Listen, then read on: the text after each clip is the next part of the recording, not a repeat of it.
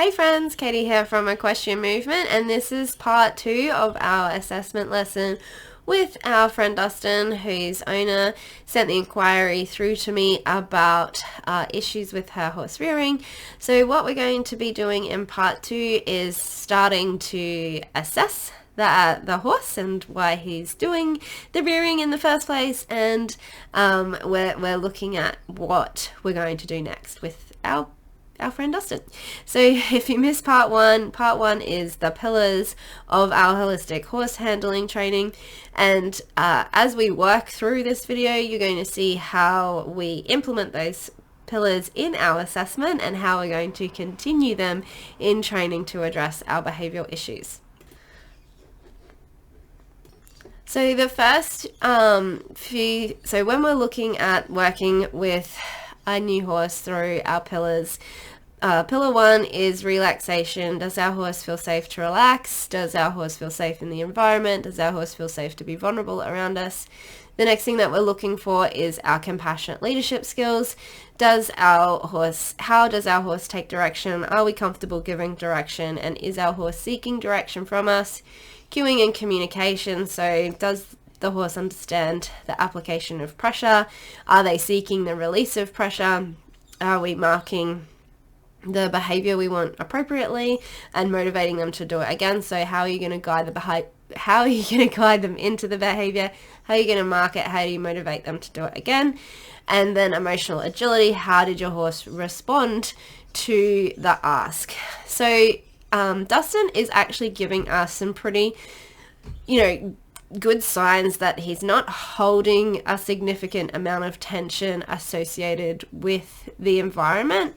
But what we do see is pretty poor when it comes to receiving direction, pretty poor response when it comes to receiving direction and being asked what to do. So the other thing that we are looking at is we are palpating the body, because our primary principle before we go through our actual behavioral modification pillars is first, do no harm, ensure that our horse doesn't have a good reason for giving the behaviors that we're trying to fix. So if we find out that the behaviors are associated with a particular issue that needs addressed, like ulcers, pain, that kind of thing, we need to do that first, deal with that first before we do any behavior modification.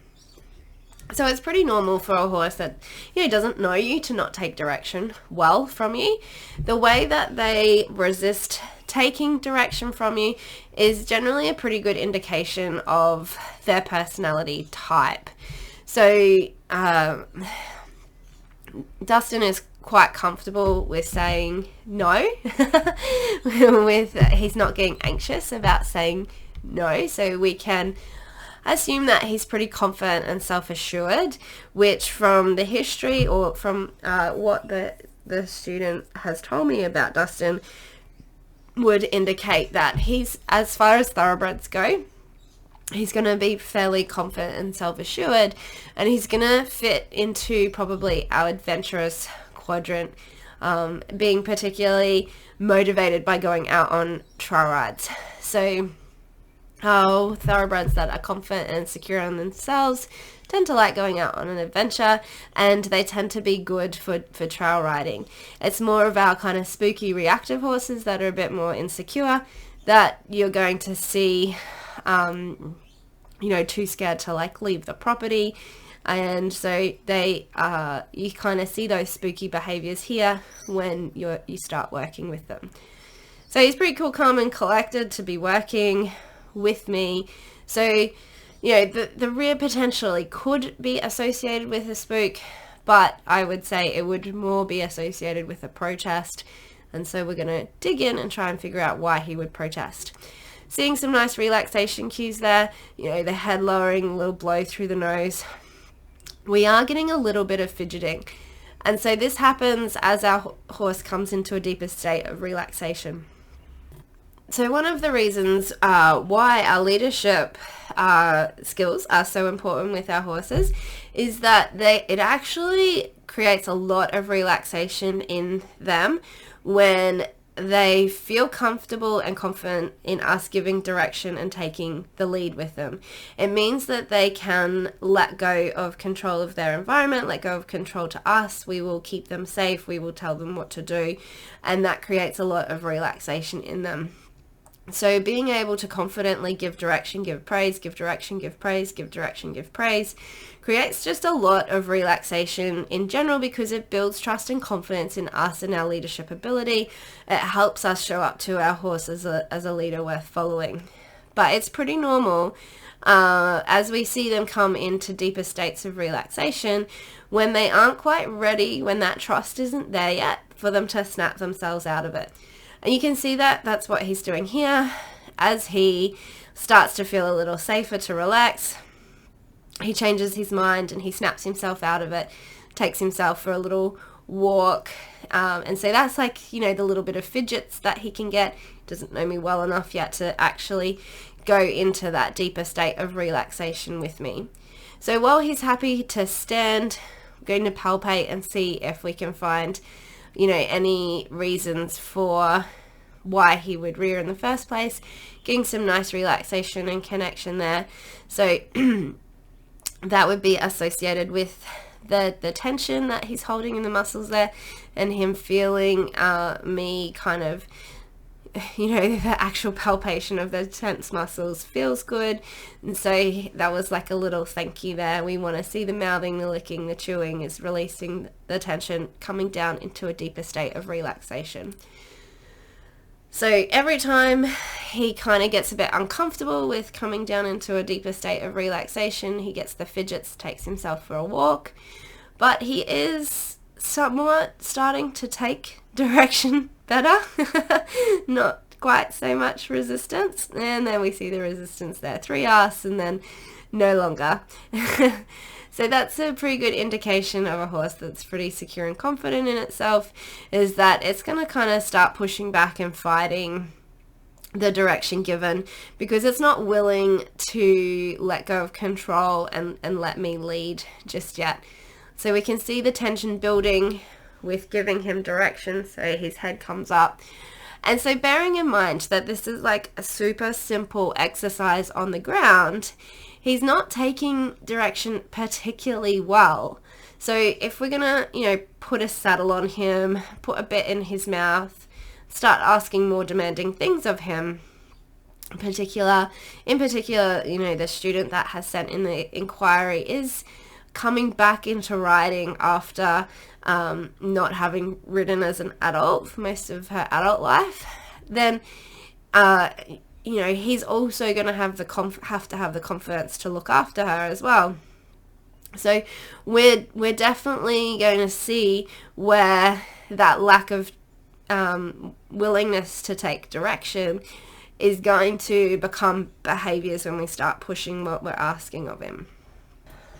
So this exercise that I'm doing with Dustin here is one of the first exercises that is in our holistic horse handling course, and it's one of the first exercises that I will do with my students in giving our horse direction. Is walk when I walk, stop when I stop, back when I back.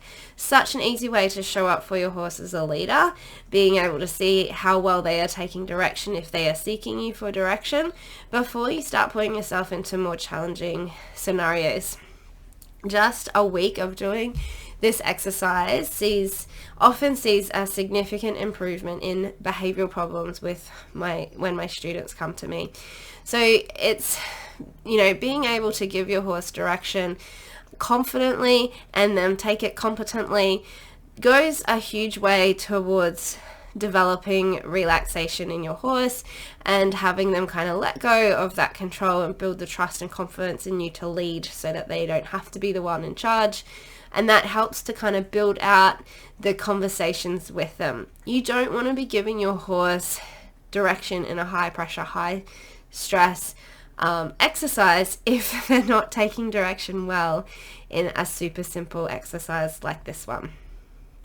So as we continue to palpate for problems, look at our relaxation quality, we can see that the relaxation process starts to kick in.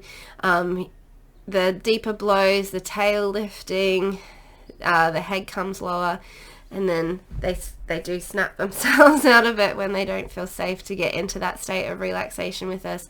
Our geldings have a beautiful telltale sign when they start to relax, when their doodle starts to flop out. So there's lots of, losing focus, losing attention, him getting distracted, and then circling back around and getting his attention there. This is, a little bit of a dance that we go through with our horses, particularly if they're young, they're green, if they're new to us, if they're having an issue. It's taking direction, seeking praise, taking direction, giving praise, giving direction, giving praise, and then where is that relaxation? The space is super important. So you can see where the invitation, this is also where we're going to start seeing some signs of potential ulcers as well, is when our horses start to feel safe to give, they feel safe to be heard and to be seen. They start giving us super subtle little cues that there's other underlying issues that we don't know about. So we're getting into a deeper state of relaxation here, and we can see where he's going to have an adventurous streak, and so he's going to be quite confident and self-assured as the relationship blossoms. Actually, he's a super sweet horse that's going to have quite a kind, adventurous nature once you kind of unravel some of the problems. So we see the relaxation here, the licking, the chewing, and he's starting to connect and walk with me now. And so we're doing, like, there's a little bit of the separation happening. So he's off on his own tangent. Is he taking direction? No, he's trying to give direction. There's our communication and cueing, inviting him back in to reconnect with me, take direction from me. There we've got our connection coming back, synchronizing in movement. It's not too bad of a stop with me, that, all things considered.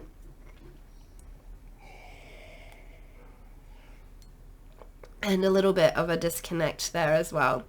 So you can see when we get a little bit of a disconnect and he tries to tell me what to do, then we're going to swap roles and I'm going to give direction. Try and keep encouraging to seek direction. How does he take direction? Is he seeking it? So super simple assessment exercise of how well all of those pillars are coming together. So when we're initially assessing the horse, what we're looking at is, what is their quality of relaxation? What is their quality of relaxation around us? You can see where Dustin was like getting comfortable to relax and then snapping himself out of it. So we need to work on some trust and confidence in each other. His trust and confidence in me because I'm unknown. I'm going to be comfortable giving the horses direction, but it is a skill set that a lot of my students need to learn. It's part of becoming an educated and experienced rider, is feeling confident in giving your horse direction. And then how well does he take direction? So being able to see that in this instance, he's not ready to start taking direction from me. So if he's not taking direction in a super easy to achieve exercise on the ground, there's absolutely no reason to be on his back. It's just going to end poorly for everybody involved. Really what we're looking for is getting to the point where our horse is seeking us for direction. And so by that stage, our horse is seeking us for direction. They have trust and confidence in us. They have trust and confidence in, what we're asking to do. Asking of them is of benefit to them and is not detrimental to them. And so then we can move into like, how effective is our cueing? Do they understand this, how to seek the release of pressure? Are we getting our timing right? How are we going to guide them into the behavior? How are we going to mark the behavior? How are we going to motivate them to do it again? So we're going to find out about their personality in that process. So you can already see with Dustin is that if you're giving him direction, he's going to give you resistance. And so how can we, make the ask more engaging for him to create more willingness?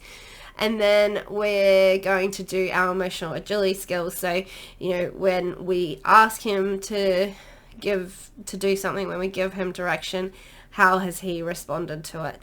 So our horses that kind of fit into more of that adventurous nature, that don't really take direction well, they tend to get more frustrated, particularly when they're learning and they don't know what the answer is. They tend to need like a good space between the ask and the response. They don't like to be hurried into the next response, and so it takes a lot of patience to help shift them out of that frustration and into becoming engaged in that training. So that's it for this training. In the next one, we're going to look at some reasons for the rearing that might be associated with pain. Until next time, happy trails.